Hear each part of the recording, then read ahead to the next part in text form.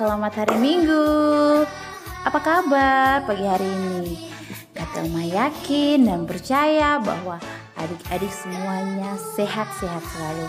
Kak Telma hari ini sangat bersuka cita karena Kak Telma bisa menyapa adik-adik semua di rumah. Nah, selamat berjumpa lagi dengan Kak Telma. Hari ini kita akan bercerita tentang firman Tuhan.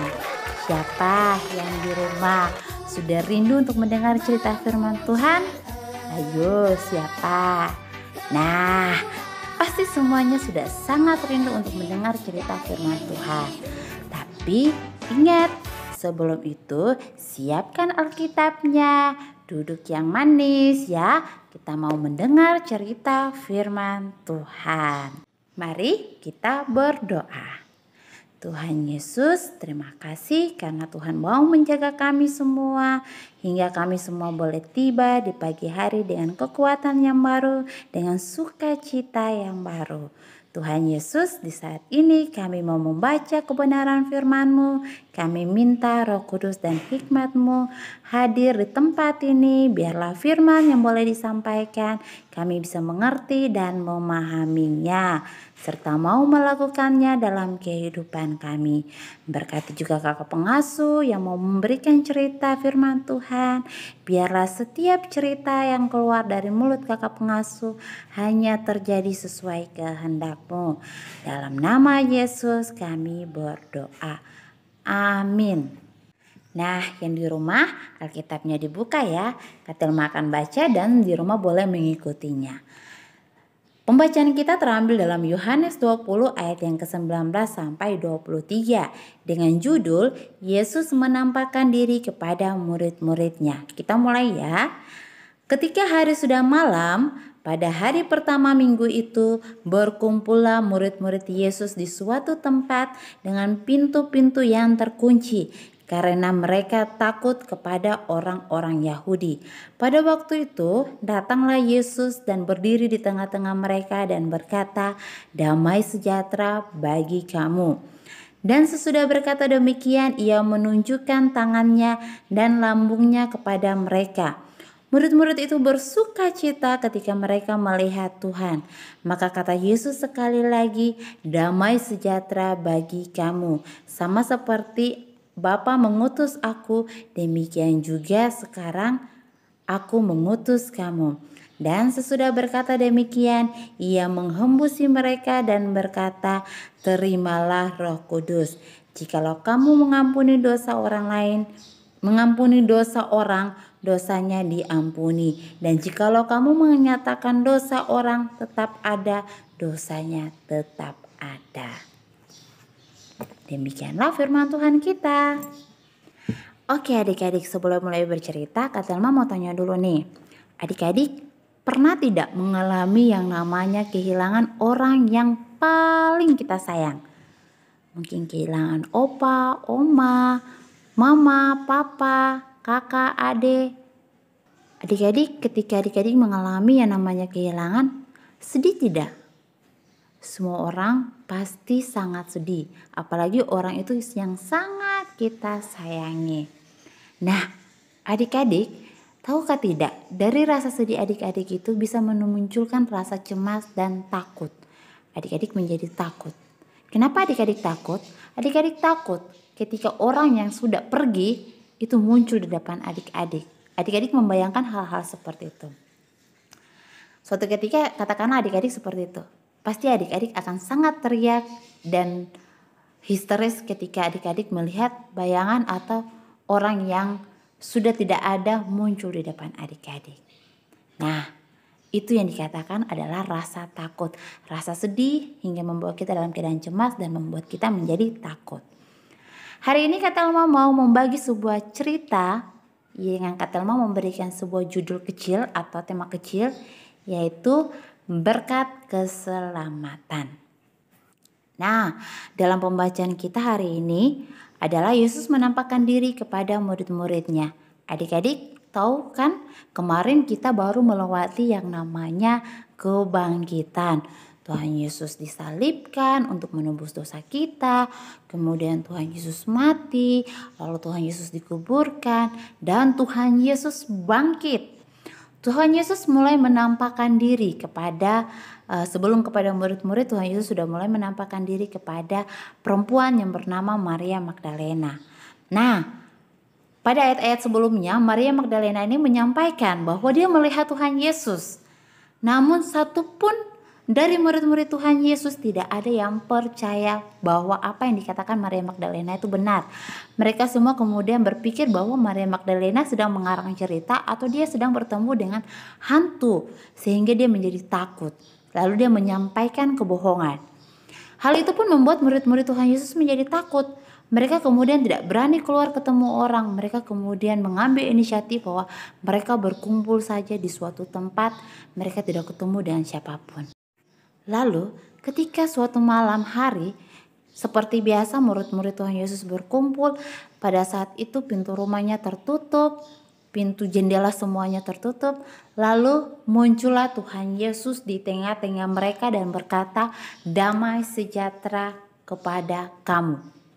Adik-adik, kalau adik-adik ketemu dengan orang yang sudah meninggal dan dia muncul di depan adik-adik, adik-adik pasti akan takut.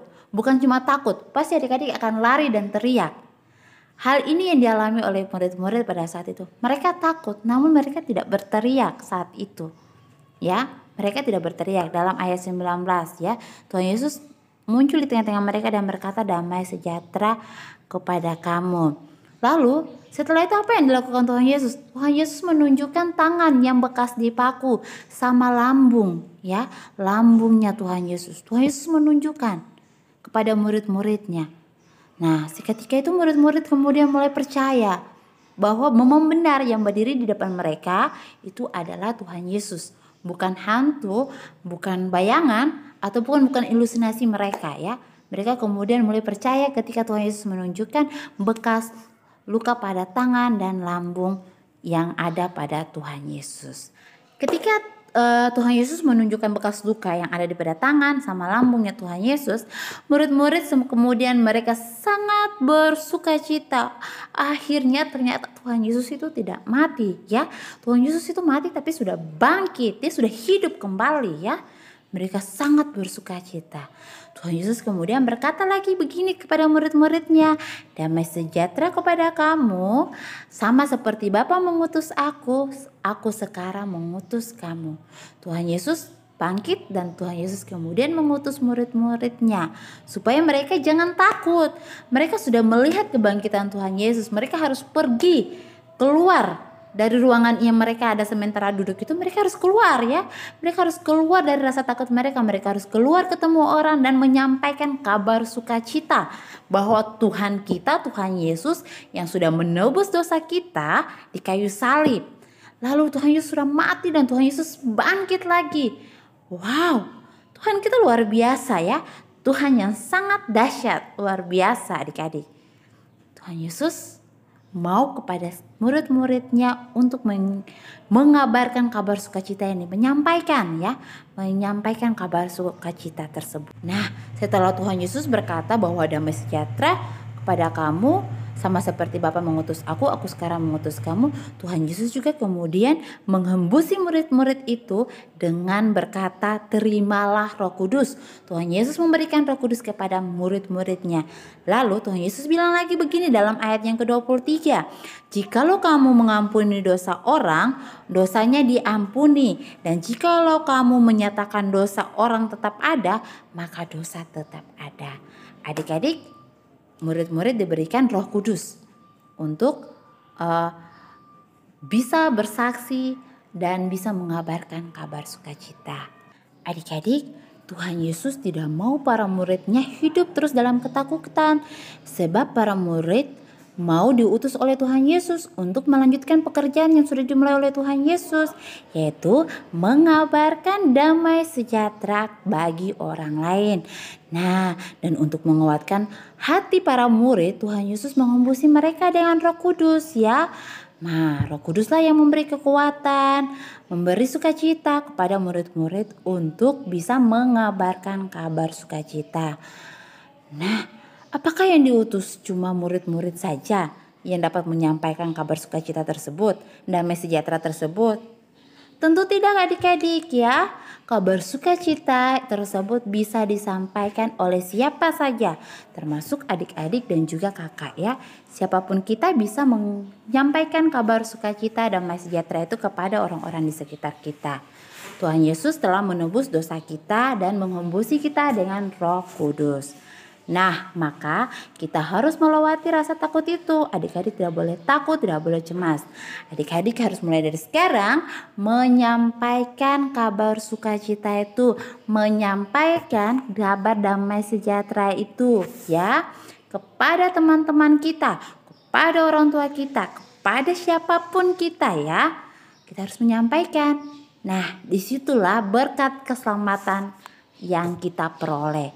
Adik-adik menyampaikan kabar baik, orang menerimanya. Apa yang diperoleh adik-adik? Adik-adik memperoleh berkat keselamatan ya. Adik-adik mendapat berkat yang sukacita. Nah, adik-adik tentu mau kan terima berkat keselamatan tersebut? Kalau mau, mulai sekarang sampaikan kabar sukacita ini kepada siapapun ya, buat papa, mama, siapapun yang di rumah. Oke adik-adik, kita sudah bercerita, sudah mendengarkan firman Tuhan, kita bahkan juga sudah bernyanyi. Nah, kita mau menutup cerita kita di saat pagi hari ini. Biarlah firman Tuhan ini menjadi sukacita bagi kita semua. Oke, semuanya lipat tangan dan kita berdoa. Tuhan Yesus, terima kasih firman Tuhan yang boleh kami dengarkan menjadi sukacita bagi kami. Kami mau mendapat berkat keselamatan-Mu Bapa.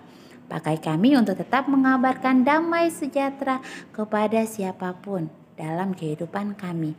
Kami minta Roh Kudus-Mu hadir di tempat dan hati kami. Dalam nama Yesus kami berdoa. Amin.